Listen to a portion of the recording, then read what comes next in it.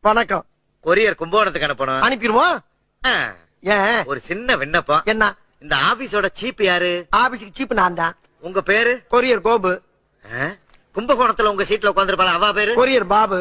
பாபு. உங்க தோப்பனார் பேரு? ஏன் திவசம் எதுவும் நடத்த போறியா? என்ன அனுப்பல அவசரமா பேசுறேல?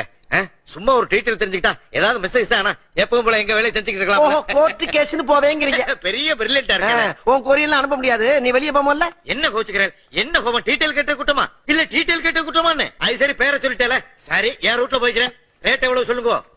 18 ரூபா கொடு. குடுக்கிறது 18 ரூபா இல்ல 10,000.